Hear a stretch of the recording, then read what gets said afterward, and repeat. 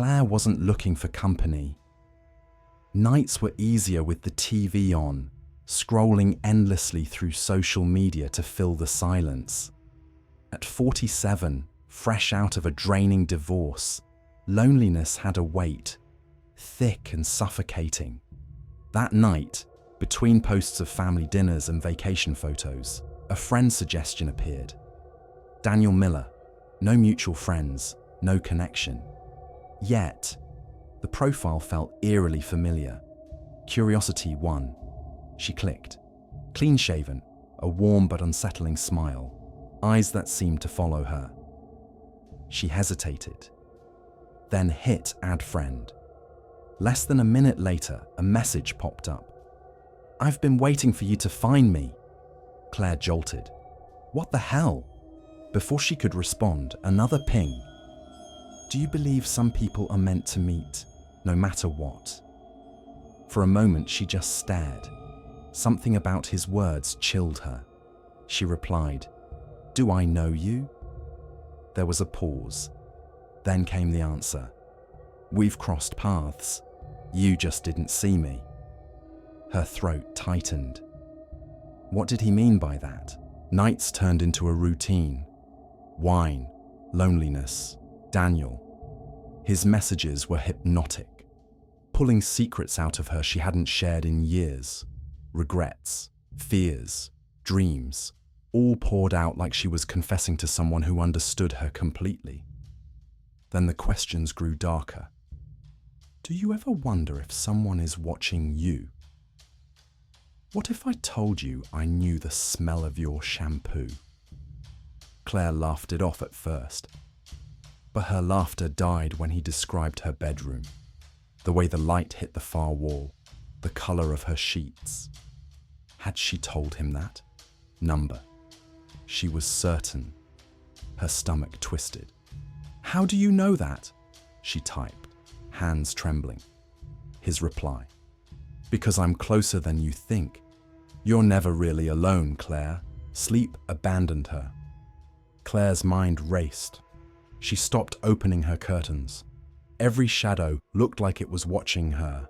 Every noise was him.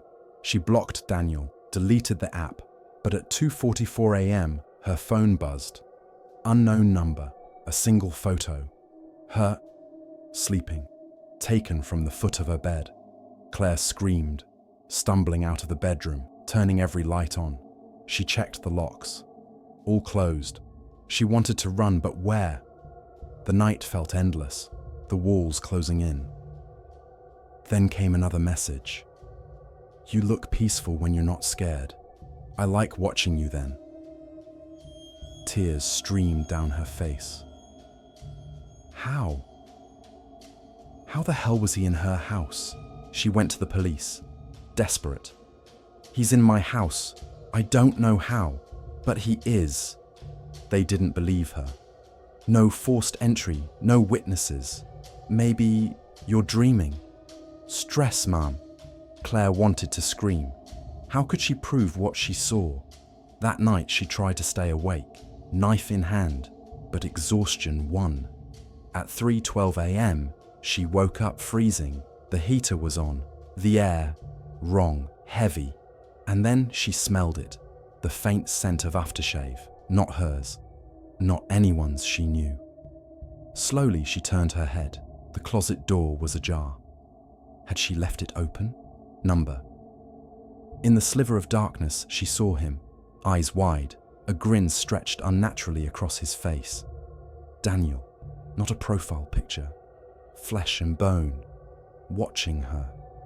Claire couldn't scream, couldn't move, only stare as he whispered, "I told you, you'd find me."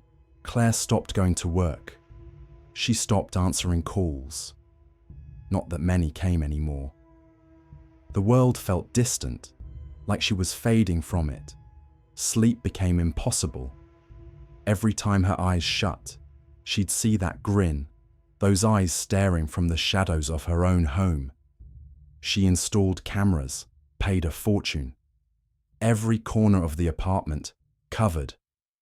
It was the only thing keeping her sane. She watched the feeds constantly, But on the third night, something changed. At 2:46 a.m., the cameras glitched, every screen flickered, and there he was. Daniel. Right there, in the center of her living room, staring directly into the lens. Not moving, not speaking, just smiling that impossible smile. Claire froze. How? How is this happening live? She blinked. The cameras cut to black. When they came back on, empty room. Claire sobbed uncontrollably. The next day, she tried showing the footage to the security company. But there was nothing, like it never happened. Her reality was slipping, piece by piece. Was she losing her mind? Or was this exactly what Daniel wanted? The apartment itself began to change. Lights flickered, even after replacing every bulb. Faucets dripped blood-red rust no plumber could explain. At night, she'd hear it, breathing, not hers, shallow, steady, sometimes right behind her. Once she felt it, fingers, ice cold, brushing her neck.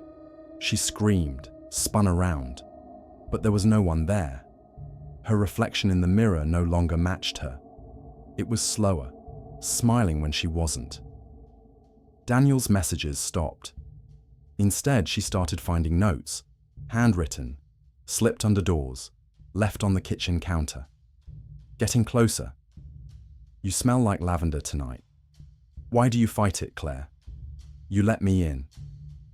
Her hands trembled as she read them. The handwriting. It was hers. Her own. She ran to the police again, hysterical this time.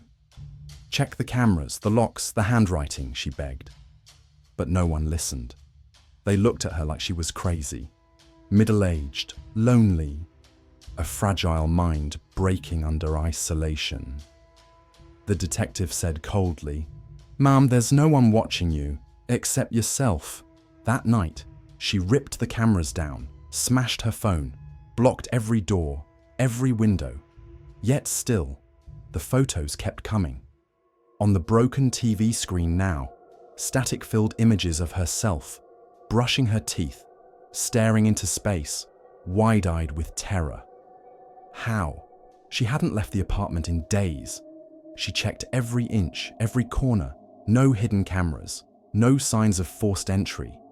Yet the images, they kept appearing. And then the phone rang. Landline, a number she didn't know. Against every instinct she answered. Silence. Then breathing. And finally, his voice. Calm, steady, too close. "You finally sound like you're ready." "Ready for what?" she whispered. "For me." The line went dead. Claire screamed until her throat bled. Neighbors heard. No one came. She knew then. She didn't have neighbors. Not anymore. Maybe she never did. On the last night, Claire sat in the middle of her apartment. Everything destroyed around her. She hadn't eaten in days. Her skin pale, lips cracked. She stared blankly, waiting. Daniel didn't make her wait long. Slowly, impossibly, he stepped out from the shadows. No door, no entry, just appearing. Real, flesh, smiling that grotesque smile. "I was never in your phone, Claire." He knelt in front of her, gently stroking her hair. "I was always here, waiting for you to finally see me." Claire whimpered, unable to scream. "Why me?" "Because you invited me in, every night, every message, every secret. You made me real." He leaned close, breath cold against her ear. "And now, you'll never be alone again." The screen went black. No one saw Claire after that. But sometimes, late at night, people swear they hear screaming from that apartment. Distant, desperate. And if you pass by, don't look at the windows. They say someone still watches from there. And if your phone buzzes with a friend request from Daniel Miller, don't answer.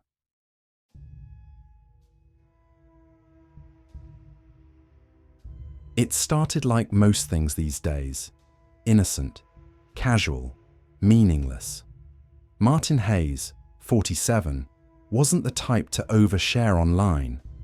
A couple of vacation shots, a few nostalgic posts about music from the 80s, and some harmless debates over politics. But lately, Facebook had become his escape. He'd scroll for hours, watching people pretend to be happy, wondering how they kept up the act. Then it happened. A private message. "Hi, I know this is strange. I'm really not a weirdo, but I need someone to talk to." Her name was Lena Brooks.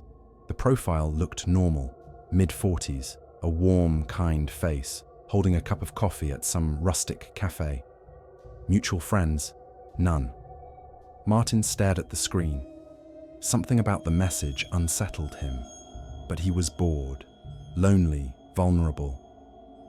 "What's the harm?" he thought.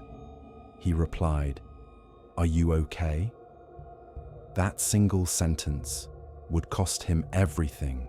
Lena's story unfolded like a carefully planned script. She was divorced, lived nearby, and, like Martin, struggled with sleepless nights and the crushing weight of solitude. "People just don't see me anymore," she wrote. "Like I disappeared the day I turned 45. Martin felt that. God, he did. "I know exactly what you mean," he typed. "It's like becoming invisible." Lena opened up fast. Too fast. She talked about her ex-husband, how he was cruel, controlling. "Sometimes I imagine him dead," she confessed. Martin paused, chuckling nervously. "That's dark." But somehow it didn't sound like a joke. Lena sent another message. This one slower. "Would you like to disappear with me?" Martin stared at the screen, uneasy. What the hell does that mean? Before he could reply, the screen lit up with a video call. "No! No way!" But curiosity, and maybe a bit of middle-aged stupidity, made him answer. The screen stayed black. Only her voice came through. Soft, melodic, terrifying. "I think you're the one I've been waiting for, Martin. You know what it feels like. To want out." He ended the call, heart racing. But it was too late. The hook was in. The next morning, Martin found a new message. "Don't worry, I understand. Here's something. Just for you." Attached was a photo. A dark one. Grainy. At first it seemed random, but then the realization hit him like ice water. It was his house. His car. Taken last night. Martin staggered back, hands trembling. What the hell? He rushed to the window. The street was empty. Silent. Was this some kind of prank? A scam? But how? Another message arrived. "Told you I was close. I watch you, Martin. Always have." His mouth went dry. "Who are you?" he typed furiously. Her answer was simple. "Your only friend left." The next photo was from inside his house. Panic took over. Martin called the police. "Online harassment," they said. "Block her. Change your passwords." But that wasn't the problem anymore. That night, Lena sent one last message. "We're connected now, Martin. You're mine, and I know your secret." He froze. What secret? The next words made his blood run cold. "Rebecca Lane, 1996. You remember what you did, don't you?" His heart stopped. No. No one knew about that. He hadn't heard that name in nearly 30 years. College. The night everything went wrong. The accident, the cover-up, Rebecca, lifeless in the river. Martin gasped, his legs giving out. "Who the hell are you?" Her reply was immediate. "I'm what's left of her. Or maybe just your guilt. Either way, you can't run." Days passed. Martin barely ate, barely slept. Lena, if that was even her real name, haunted every corner of his life. The TV flickered. Static. Then her voice, through the speakers. "Do you see me now, Martin? You always needed to see me." Neighbors found him talking to himself, screaming, locking doors, checking windows. But Lena was always there. Then came the final message. "Come to me, Martin, by the river. You know the one. Midnight, or everyone knows." He couldn't breathe. The river. The one where Rebecca died. The one he never visited again. Until now. Midnight, cold, silent. Martin stood at the river's edge, shaking. This is insane. But somewhere, deep down, he knew he belonged here. A shadow moved. A figure stepped forward, pale, smiling. Lena, but not Lena. Something wearing her face. Her voice was both everywhere and nowhere. "You carried me all these years, Martin. Time to let go. Time to come home." Martin cried. "Please, I was just a kid. It was an accident." But guilt doesn't forgive. The last thing Martin felt was the ice-cold water swallowing him whole. They found his body days later. No signs of struggle, just his phone, placed neatly on the riverbank. The screen lit up one last time. Scene. They buried Martin in silence. No family spoke. No friends wept. A man forgotten long before he died. Buried twice, first by life, now by death. Weeks passed. The world moved on, as it always does. But not entirely. Because somewhere, Lena still waited. Martin's sister, Julia, came to clean out his things. A sad, suffocating task. His home was colder than she remembered, as if something had been drained. His laptop sat open on the desk, black screen reflecting her pale face. Curiosity got the better of her. She powered it on. The screen flickered, briefly showing that same chat window, Lena's name glowing like a warning. Julia hesitated, but clicked. One message sat unread. It was never about him. It was always about the ones who'd come next. Julia's blood ran cold. "What the hell is this?" she muttered, glancing around the empty house. A new message appeared, right in front of her eyes. "Hi, Julia. You're curious, aren't you? You always were. Let me show you what Martin saw. It's only fair." No, this is a trick," Julia whispered, reaching to slam the laptop shut. But the screen held her gaze. A new video file downloaded itself, slow, deliberate, titled Confession. Against every instinct, Julia clicked. The footage was shaky, grainy. It showed Martin, pale, hollow-eyed, sitting exactly where she sat now. His voice cracked through the speakers. "She's not real, not like us. She's older than us, older than this house, this town. I saw her face. I saw what's underneath the skin. God help me. I saw her eyes." The screen glitched. Static. Then the video changed. Now it showed Julia, her, watching the video. In real time. Her own terrified face staring back at herself. What the hell? A shadow moved behind her in the video, slowly, deliberately. Heart pounding, Julia spun around. No one. Yet the air felt heavier.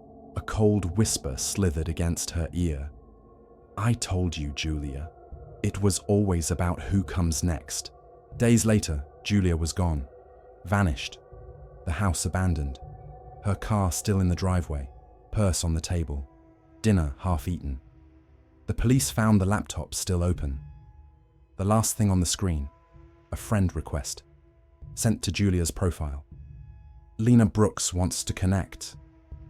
An officer, young, too young to be jaded, chuckled nervously. "These older folks, falling for catfish, happens all the time." He clicked accept. And somewhere, something smiled. It spreads like a virus, a digital curse, a need to connect, to be seen. Some say you'll see her face in your friend suggestions, middle-aged, lonely-looking, harmless, a face built from 1,000 stolen pictures. Her name changes, but her eyes, those stay the same.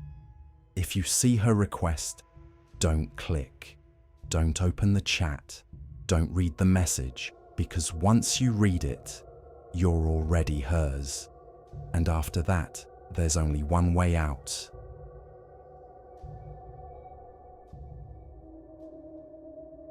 Rachel Bennett wasn't new to social media.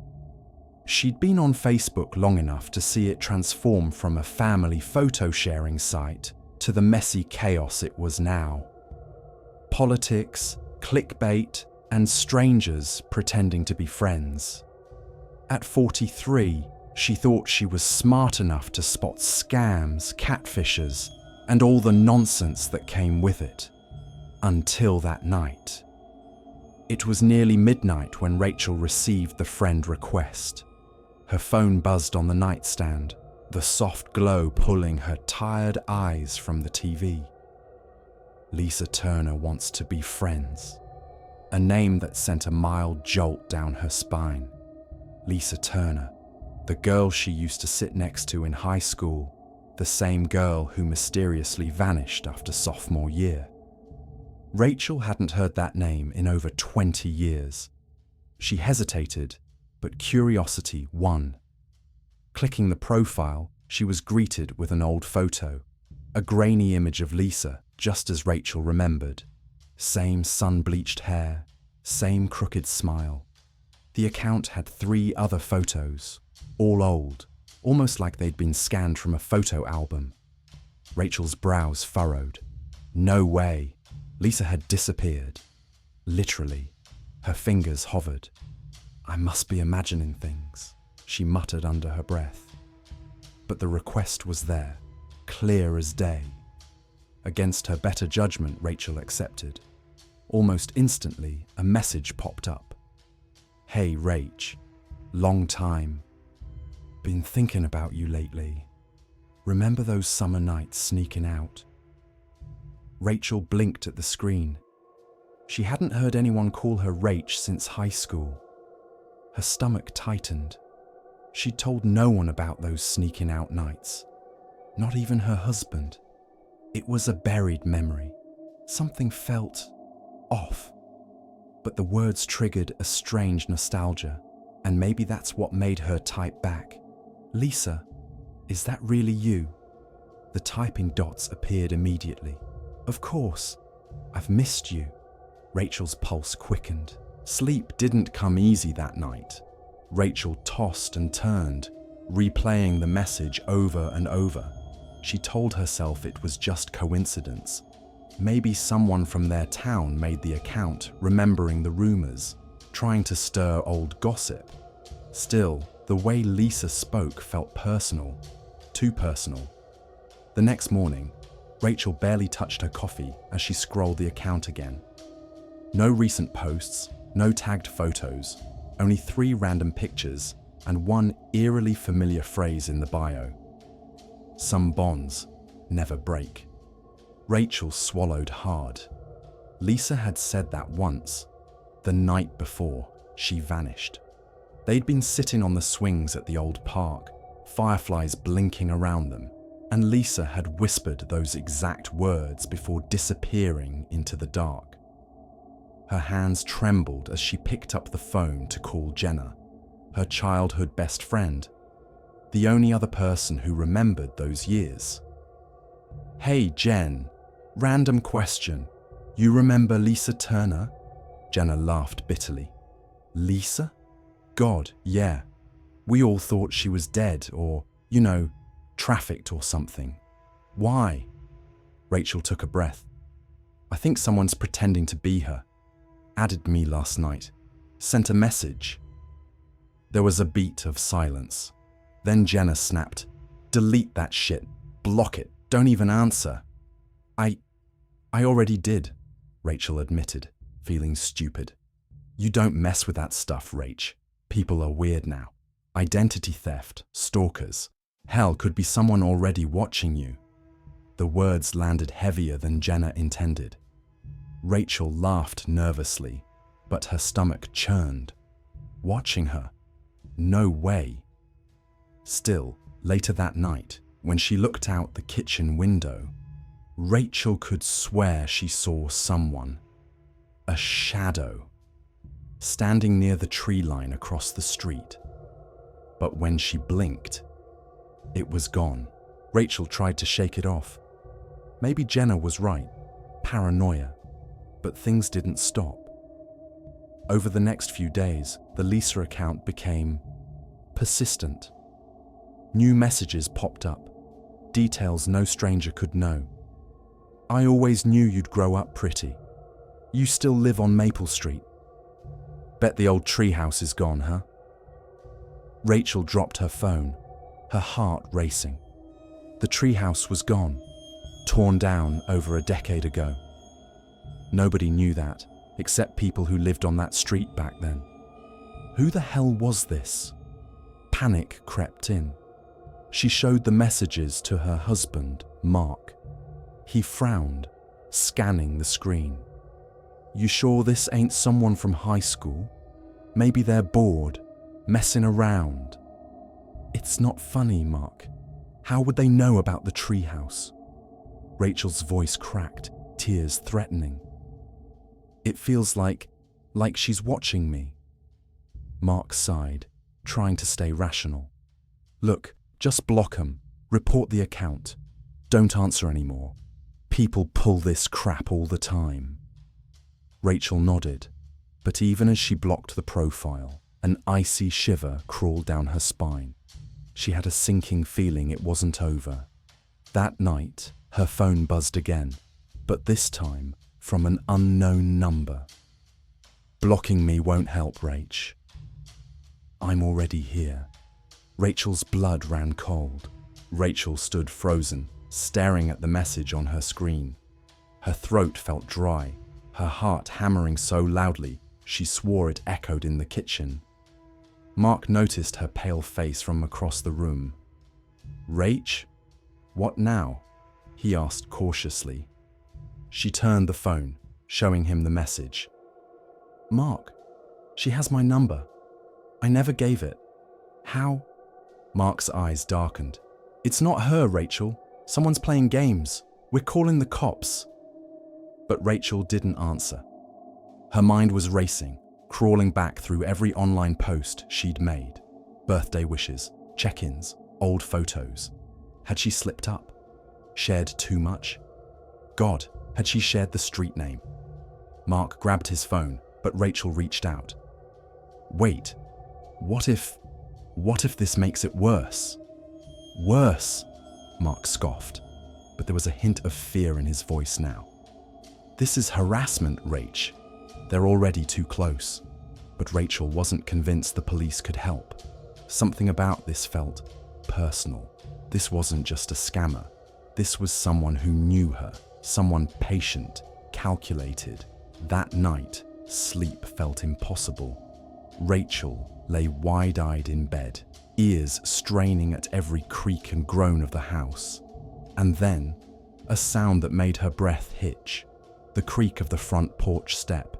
It was faint, but Rachel knew that sound. The third step always groaned under pressure, had since they moved in. She grabbed Mark's arm, nails digging in. Did you hear that? She whispered. Mark was instantly alert. They both sat up, holding their breath. Silence. Mark grabbed the baseball bat by the dresser, a leftover comfort from his college days, and crept toward the door. Rachel stayed frozen, tears pricking her eyes. After a tense few minutes, Mark returned. Nothing. No one's there. But Rachel wasn't convinced. Somewhere, someone was watching. The next morning, Rachel woke to an email. No subject line. Just one image. A photo of their house, taken from the tree line across the street. Same angle where Rachel thought she'd seen a shadow days ago. She dropped her phone, hands trembling. Mark, she screamed, her voice raw. Mark sprinted in, grabbed the phone, his face draining of color. "That's from last night," he whispered. "You can see the porch light." Rachel was shaking uncontrollably. "She was here, Mark. Last night. Watching us." They went to the police that afternoon. A young officer, barely 25, nodded sympathetically but offered little help. "Look, ma'am, it's creepy, I get it. But unless they physically entered your property or threatened harm, there's not much we can do yet. Cyber harassment's tricky. Best thing? Don't engage. Tighten your social media. Maybe stay somewhere else a few days." Rachel left feeling more exposed than before. Stay somewhere else. Her own home, where she felt safe for years, now felt like a glass box. Vulnerable. Open. That night, Mark insisted on double-checking the locks, even placing a chair under the door handle. But sleep? It was out of the question. At 3:17 a.m., Rachel's phone buzzed again. Unknown. Number: "I see you're scared. You should be." "I was there, Rach. I could have come in. You were sleeping so peacefully," Rachel screamed. Days passed in a blur of paranoia. Rachel stopped going to work, stopped answering calls. Even Mark's patience was wearing thin. "You need to stop reading those messages," he said. But his own hands shook as he checked the windows for the 5th time that night. Rachel decided to dig. If no one else would help, she'd find the truth herself.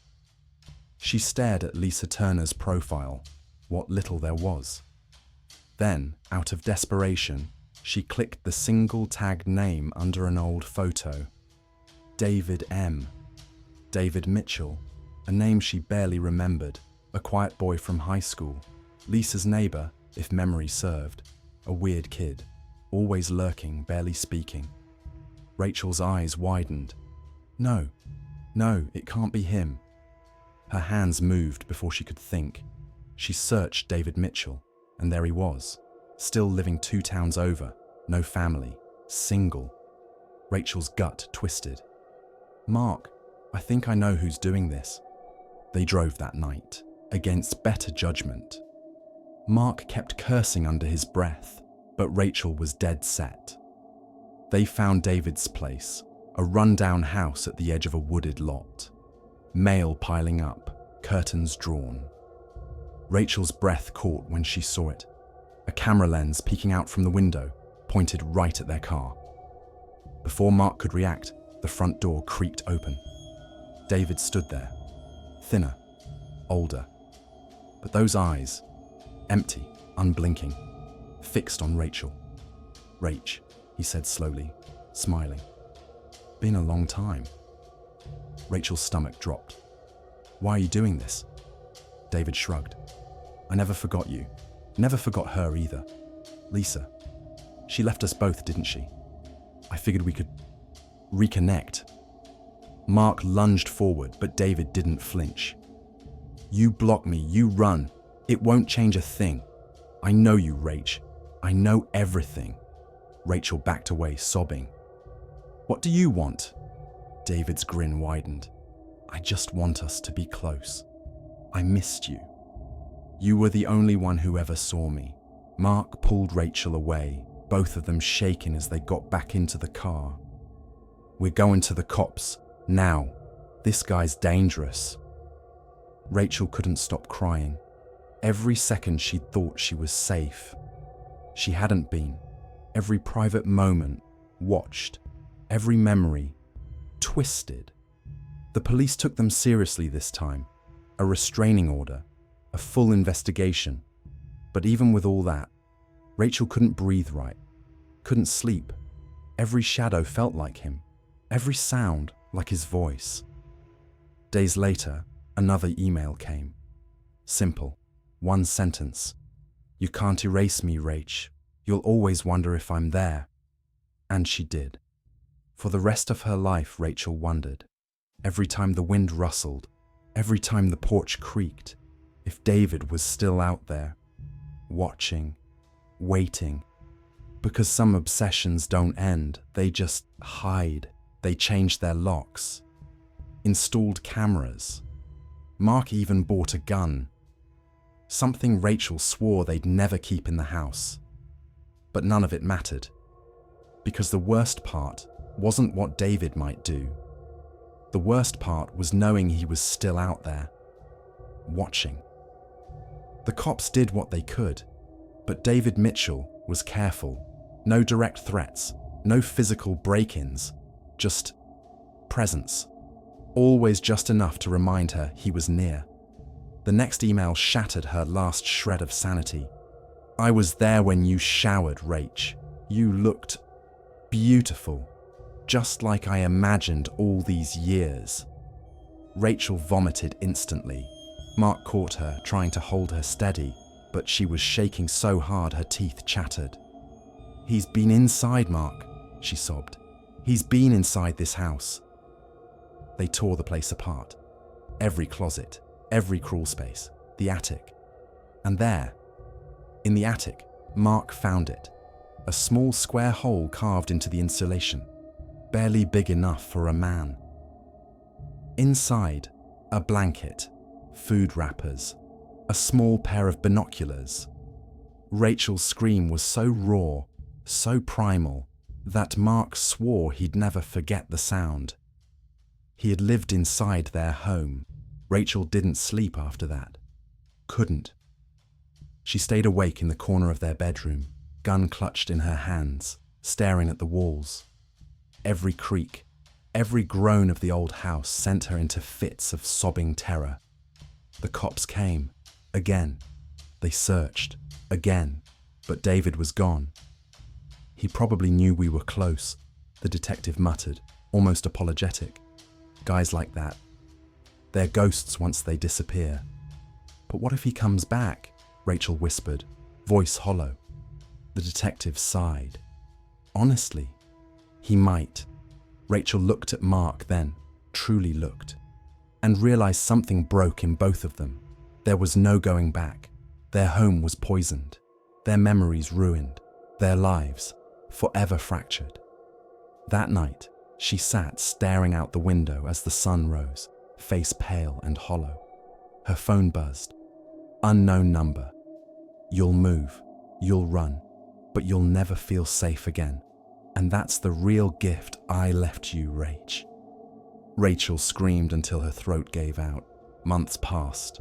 They sold the house at a loss, moved 2 states away. New names, new numbers. Rachel deleted every social media account. But at night, when the world went silent, Rachel still heard it. The faint click of a camera lens. The soft rustle of someone watching. Mark tried to hold them together, but Rachel was lost in that place. The place where no one could save her.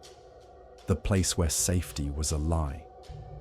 The real horror wasn't that David might show up again. It was knowing she'd never know if he had. That maybe, just maybe, he was already there. Because fear like that, it doesn't fade. It lives, and it waits.